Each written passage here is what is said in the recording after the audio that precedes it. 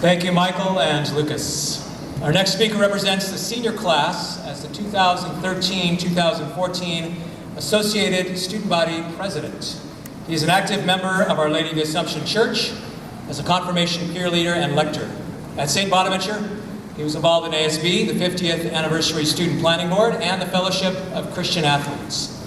He was a varsity football captain and varsity track and field captain during his senior year. He is a member of the National Honor Society and the California Scholarship Federation.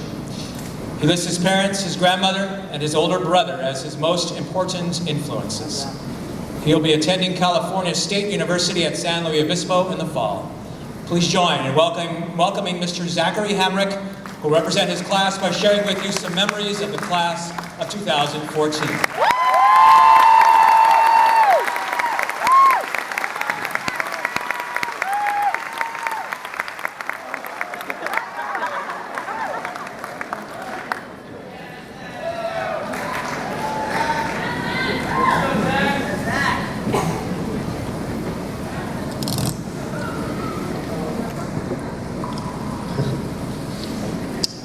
Good afternoon, Mr. Groff, esteemed faculty and staff, family and friends, and most important, my fellow graduates.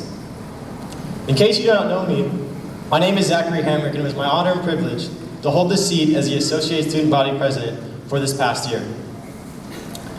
Although I have danced in front of my classmates in drag, delivered mock news stories with my dream team every other Friday morning, and played games and competed in events in front of thousands of people, this is probably the most nerve-wracking thing I've ever done. Not because I have the fear of public speaking or an inability to appease a crowd, but because when given the task to commemorate the class of 2014, I didn't know if it was possible to perpetuate such an amazing group with simple words on a page.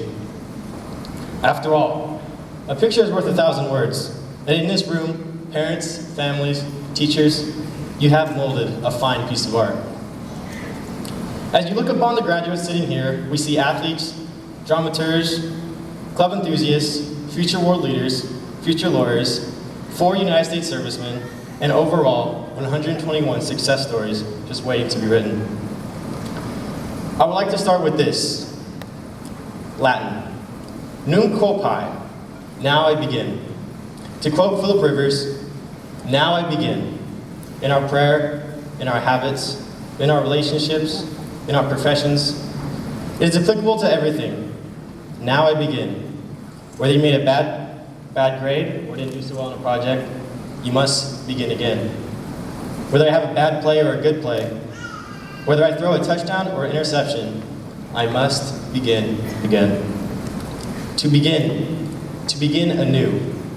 With all that said, I can make 2 guarantees to you today. First, your time on earth will end. Second, you will be remembered for something. Class of 2014, how do you want to be remembered? Answer that question now while your best years are still ahead of you. What are your priorities? On what foundation will you build your future? What is your passion? What fires you up? What will you protect? How will you be remembered? You are on the brink of your greatest challenges yet. Don't take that step without a firm commitment to your priorities. As we close this chapter, we start a new one. I'm just kidding, that's so cliche. And for starters, this class was anything but cliche, the run-of-the-mill St. Bonaventure class of seniors. With all that, allow me to take you on a trip down memory lane. In the fall of 2009, a new freshman class graced the halls of St. Bonaventure High School. We have definitely come a long way from our freshman year. Guys, we were awkward and immature. For example, we thought we were hilarious when we prayed for each other's moms during class prayer. Or looking up choice words in Spanish, because for most of us it was a new language. Also, I might add that although this is not one of our mother's names, one name never lost its luster over 4 years and just brightened up our faces whenever we saw him, because we love to say it. Thanks, Jace. And girls, forgive me, but I was never a freshman girl. So I cannot give you as much insight, other than many of us guys were very intimidated by you. Freshman year gave us a chance to find our niche and introduce us to the teachers we would spend the majority of our 4 years with. We move into sophomore year, or as Mrs. Basolo prompted us many times, the year of wise fools. We had a year under our belt, and for many of us, we started to come out of our shell. We got involved in clubs, joined sports, and started to bond as a class should. Fast forward a year. Halfway done, and we're now into stresses of senior year. For some of us, it was the AP classes, others the SATs. We were leaders in clubs, we were captains in sports, and for others, it was the dawn of college applications and other life decisions. Yet with all these stresses, the one that crossed every student's mind, regardless if it was bittersweet or exciting, was that our time wearing the green and gold was ticking down. Now we're in the June of 2013, and we are now officially seniors. We're finally the big dogs on campus, and I would like to believe we did our senior year right. On August 22nd, the Morning Green and Gold cast aired its first episode, and with it brought our first week of Spirit, our last welcome week. It entailed My Name is T-shirt Day, Disney Day, and of course the famous Twin Day. 2 weeks later, the Dream Team introduced a class competition that we would like to say set the tone for the rest of the year. Who would have thought that so many seniors would blaze through the gates at 7 o'clock at night to participate in a Harlem Shake? And who could forget when Jacob Callahan backed his truck into that metal pole outside the 700 classrooms, and then only a few months later hit Malin Holman in the parking lot? Coincidence? You be the judge. Although we may have not won that competition, it was definitely one of the moments that brought us closer together as a class. Fast forward to the week of October 21st, and we have homecoming week. On Monday, we raised money wearing blue in support of our veterans, and with the help of Mr. McAvogue and Mrs. Horan, we put together a castle like a rival of King or Queens. Tuesday, we got to take some nice photos with, might I say, was a very good-looking scarecrow, and enjoyed our own carnival in the quad. Wednesday, we took it to the field in our camouflage in black and dominated the activities from singing competitions to the longest conga line in history. And of course, Throwback Thursday. We dressed up in our 60s best and put on a show. Class of 2014, please sing with me and show how talented this class is as we sing together. And then I saw her face. Now I'm a believer. There we go. To cap it all off, Green and Gold Friday set the standard for how fired up a high school should be. Never before had St. Bonaventure experienced that much school spirit, and it's because of the amazing students that sit here before you. Senior privilege number 1 rolled around, medieval times, a night where we were literally pit against each other because of sword fights and jousting. Although our class was split up over which knight would win the princess's hand, who I might add had a very interesting day job as well. Parents, you could ask your graduates about that. We all grew closer together, even if it took the most random of circumstances. And finally, to our senior retreat. While some of us were weary and others were excited, there is certainly no doubt that it was a weekend that could not be forgotten. The things we shared and the memories we created, we will have forever. Throughout our 4 years, we have sat in class together, slept in class together, competed together, learned together, laughed together, and cried together.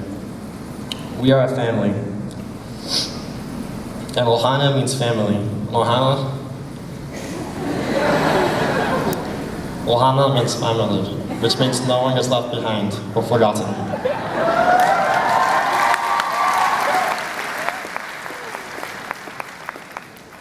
In a long list of thank yous, we must first acknowledge God for blessing us all with the opportunity to attend St. Bonaventure and for uniting this class together.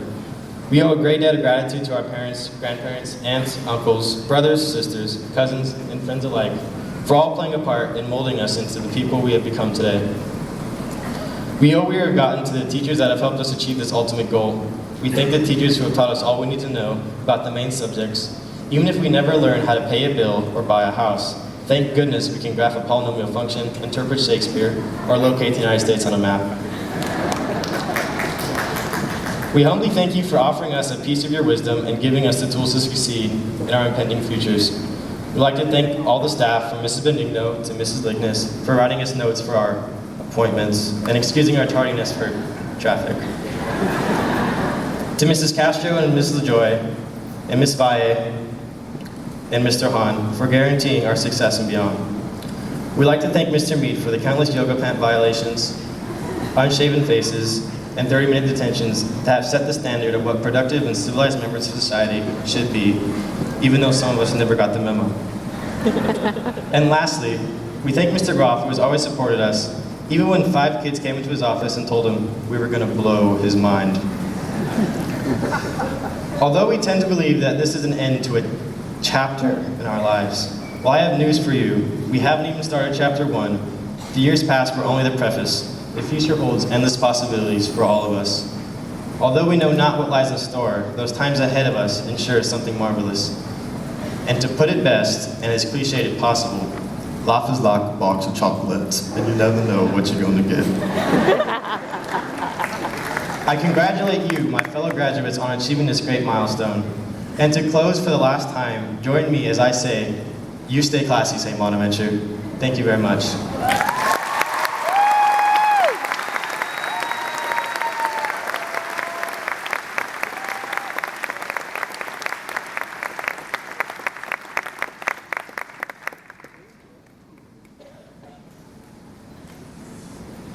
Thank you, Zach.